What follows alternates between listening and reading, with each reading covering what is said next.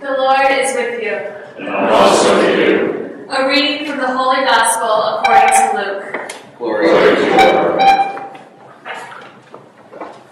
On the same occasion, there were people present who told Jesus about some Galileans whose blood Pilate had mixed with their own sacrifices.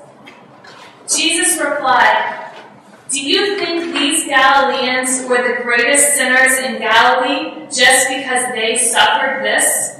Not at all. I tell you, you will all come to the same end unless you change your ways. Or take those 18 who were killed by a falling tower in Siloam. Do you think they were guiltier than anyone else who has lived in Jerusalem? Certainly not.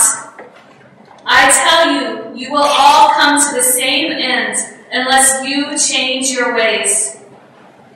Jesus told this parable.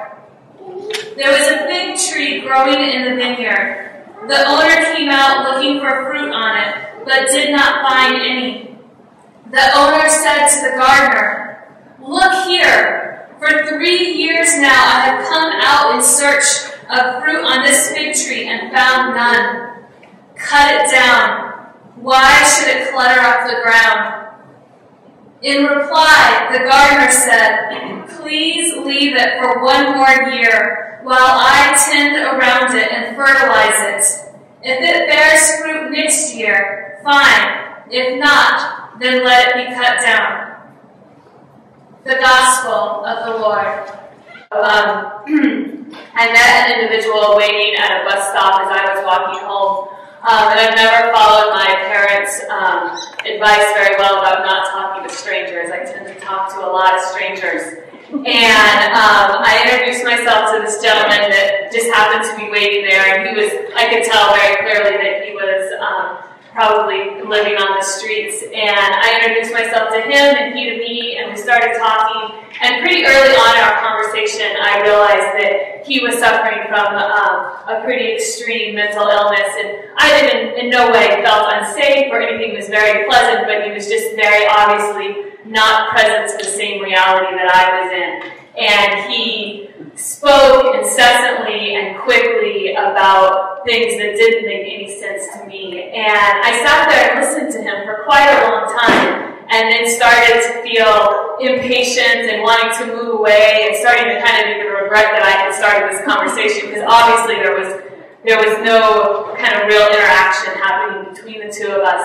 And so at that point, I wondered how I was going to get away, because I couldn't get a word in edgewise. And when I realized I couldn't, I just kind of started to dream about life too. I started to think about getting home because I was on my way home. I started to think about what I was going to cook for dinner. I started to think about Jon Stewart and how much I just wanted to sit and watch Jon Stewart. And just was living in a different world too. And all of a sudden, that man looked at me straight in the eyes, which he hadn't done through our whole conversation, and said, Corinne, pay attention. This is important." And that was the end of our interaction. He shook my hand and we walked separate ways. And that moment stuck with me as such a profound thing. First of all, because people don't know how to say my name correctly. People that are fully present in reality can't get my name right. So anytime anybody says my name right, it really catches my attention. And this man who I had thought from the very beginning really didn't actually see me as a person, remembered my name. And I felt like in that moment, when we had this lucid interaction with one another, that I was standing in the midst of a prophet. And what he said to me, "This is important. Pay attention." And then I walked home that night. His words just kept coming back to me. This is important. Pay attention. And I tried to remember that as I was walking, and I tried to pay attention to the people that were passing on the sides of me. And as it was getting colder and darker, and I was getting cold, I just tried to pay attention. I thought, there is something here. There is something really important that happened when this man spoke to me. And I think today when we look at our readings are pretty difficult, particularly the second one in the Gospel, because they're about life and death, and they can easily bring us into a conversation of, wait a minute, is God saying that people die because they've made bad decisions? Does God smite people? What kind of God are we dealing with? And it can really easily take us down that road. And those are real important conversations to have and to think about and deal with the realities of evil in our life. But what I really think these readings are calling us to look at is not about our physical living or our physical dying, which we have very little control over, if any at all, but how do we daily choose life or death while we're here? And can we make that decision? And what does it mean every day to choose life or to choose death? And I think what that has to do with is, what do we pay attention to? What do we pay attention to every moment of our lives? Do we pay attention to the right here and the right now? Or do we pay attention to all other kinds of realities, like I was doing that night, thinking about dinner and Jon Stewart and the rest of my life? In our first reading today, Moses, he does not have an easy life, and God doesn't seem to really make communication super easy for him. You know, has anybody here seen the movie The Three Amigos? I can't not bring that gospel, and I know it's sacrilegious, but they make fun of the fact that there's this burning bush that's God, that's a singing bush in The Three Amigos. But it's ridiculous. Like, it's a good story to make fun of, because Moses is walking around tending his sheep. All of a sudden he sees a burning bush that's not really a burning bush, and the voice of God starts coming from that burning bush. And what that voice of God says to Moses is, you are going to go to the Israelites who are enslaved by the Egyptians, and you are going to tell them that I am going to free them. And Moses is a pretty trusting guy, because he continues to have a conversation with the bush and says, okay, I'll do this. And he asks him, but you need to tell me, what is your name? Who are you? And God replies, I am who I am. I am. And when we think of that story and just kind of how outrageous it is, my first thought is God is intentionally being cryptic or mysterious or just testing Moses, messing with Moses. But in reality, God is revealing something so essential in that story. It's not a test. He's not being cryptic. What God is doing is revealing his very identity to Moses. He is saying to Moses, I'm not the God of a certain people. I'm not the God of a certain land or a certain activity. I am the God of all. I am the God of existence. And not just the God of existence, I am existence. As St. Thomas Aquinas says it, he says, in this story we discover that God is the holy ground of being. He is everything, and that is what this story is trying to reveal, that God is in all of this existence, and God is existence. And this knowledge was essential for the people of Israel to know, because they had been enslaved. They were things for other people, and they were going to need to summon a great deal of courage and a great deal of bravery to leave that situation and travel in an unknown place in the desert to find their freedom. And before they could do that, they needed to know who God was. And God, as very existence, as God, as the holy ground of being, was telling them, you in just being, you in just existing, you are a part of me. You are a part of God. You are not a slave people. You are not a thing. You are made of the very stuff of God.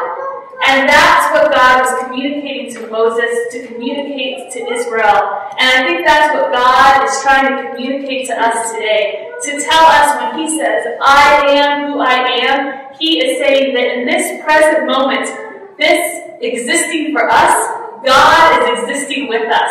And this is the place where we can be in touch with that existence.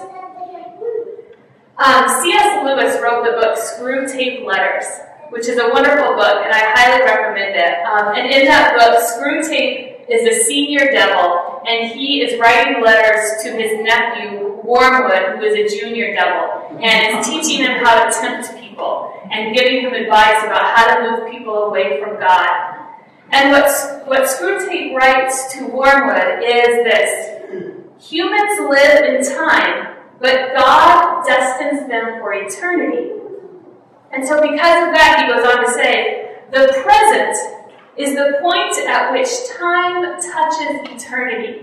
And so God always wants to keep us grounded in the present moment, because it is in the present moment where God is and we are. And that's when we can truly be in relationship with God and truly be in relationship with ourselves and with others, when we are in this present moment. And this is where that choice between life and death comes in, this choice that Lent is constantly presenting to us. Are we going to choose life? And that means, are we going to choose to live right now? Are we going to be here in this present moment and pay attention to here and now? Or are we going to choose death? Are we going to step away from existence and live in dreams or regret or anxiety? And not to say that God isn't with us when we're struggling with that and doing that and being someone that struggles with anxiety a great deal. I know God is with me when I'm cycling through that anxiety. But when we can truly know God is when we can truly be in the present moment, choosing life right here, right now. And it's God who's constantly orienting us to that reality. When God says who he is, he doesn't say, I was or I will be. He said, I am. I am here right now. Through Lent and through our whole Christian discipleship, we have one commandment: to love God and to love our neighbor. And the only way that we can do this is by paying attention to this very moment. This is the moment right here, right now, where we exist and where God exists, and where we can live out that call to love, where we can intersect with God and with our neighbor. And so tonight, I want to suggest this challenge for us as we're here as a community, that we try to do our best to not think about stepping outside of these church doors tonight, or think about tomorrow or next week. And instead, let's just be here right now. Like that man called to me saying my name. Pay attention. This is important. Let us pay attention to our hands and to our feet. Let us pay attention to the person that is sitting next to us tonight. Let us pay attention to the bread that we're going to eat and the wine that we're going to drink, because this is where God is. This is the moment. This is the only moment that we have. This is where God resides, and this is where life is.